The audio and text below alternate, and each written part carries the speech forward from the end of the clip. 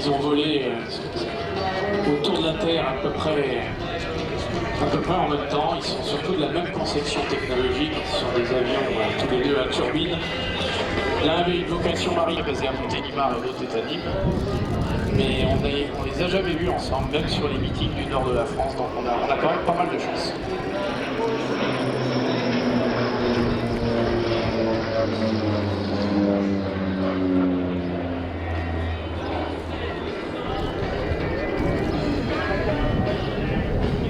Ce sont des avions puissants, ce sont des avions bien... Et là, nos compères qui produisent une maquette et qui présentent leur maquette au commandant de la base, qui leur dit il y a peut-être une chance que ça puisse...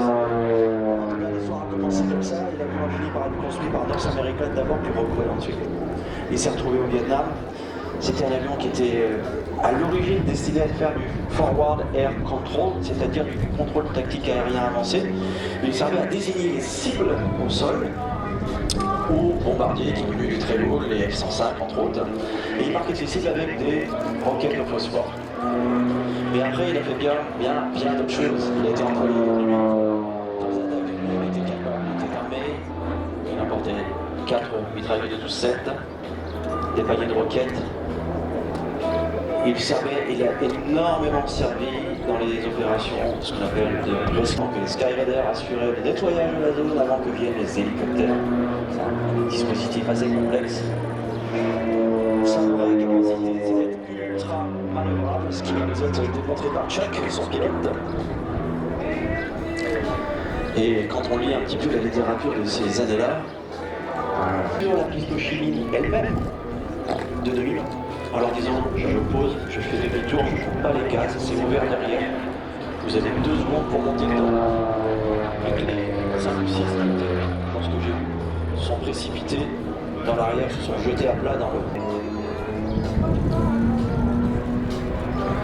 C'est un avion assez moderne puisqu'il date de la fin des années 60. Avec cette utilisation particulière, c'est un avion puissant, gros moteur, grosse disponibilité. C'est un avion qui emmène plus que son poids en charge utile. Il peut aller, donc c'est assez rare quand même pour les avions. Et il a été fabriqué chez North American de... Et le petit paradoxe, ou en tout cas pour l'histoire, c'est que Rockwell a fabriqué, à l'époque, en même temps de fabriquer cet avion destiné à la guerre au Vietnam, eh bien Rockwell fabriquait la capsule Apollo, celle qui a permis à Neil Armstrong de rejoindre avec Buzz Aldrin et Stephen Wilson pour s'y poser et puis surtout de revenir. Vous allez me dire, mais c'est incroyable, qu'est-ce qu'on fait comme truc lié à l'aéronautique spatiale à Biscarrosse? Mais oui, on a à côté de nous, à droite, là à l'ouest, ce qu'on appelait autrefois le centre d'essai des Landes. Et il décolle de Biscarrosse. Il décolle d'un pas de tir qui se trouve en plus être dans une piscine, je crois d'environ 60 mètres de profondeur.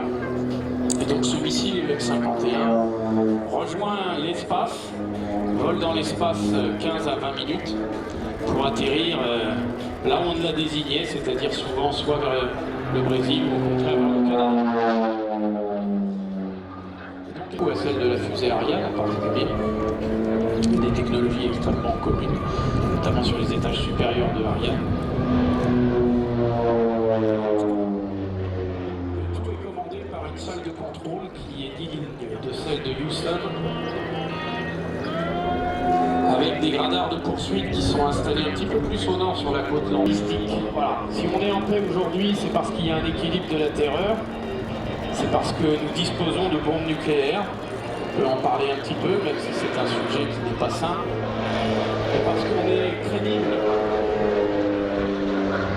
et parce que les gens qui ont peur de nous, parce que nous disposons, au lendemain des explosions nucléaires américaines sur le Japon, en août 1945,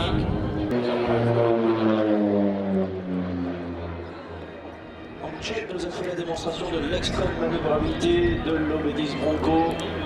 Un avion qui a fait énormément durant la guerre du Vietnam, qui a été ensuite réengagé pendant la guerre du Golfe. Imaginez-vous, 30 ans plus tard, on en a ressenti, on en a envoyé là-bas. Ils ont fait leur part de boulot avec beaucoup plus d'équipements électroniques. Et pour la petite petite histoire rouge, c'est-à-dire aux couleurs des Obélis Bronco qui font la guerre du feu, notamment en Californie. Il y a encore un certain nombre d'Obélis Bronco qui sont utilisés par les pompiers du ciel américains qui font donc du repérage tactique et du marquage tactique et qui guident les plus gros bombardiers d'eau vers les points où ils doivent bombarder. C'est vous dire si c'est pour refaire de l'entraînement pour les militaires.